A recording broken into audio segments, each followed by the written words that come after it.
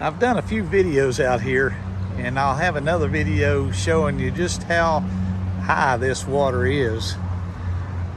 This Holston River. And we just had some monsoon rains over the weekend, so it's never gotten this high that I know of. You can look down there and see where it's almost to the Greenbelt, but I've never seen it this high. I'll see if we can't do you a split screen.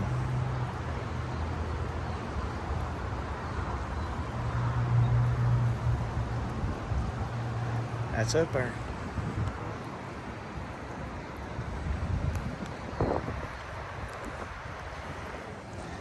I have never seen the river this high that you can't see the island or the split that you could walk out and fish on, because you could walk way out there. I've done videos all the way out there at the end. We got a ton of rain. A lot of people didn't get flooded out. But that's just wicked. I've never seen that much water. I know that it has gotten high in the past,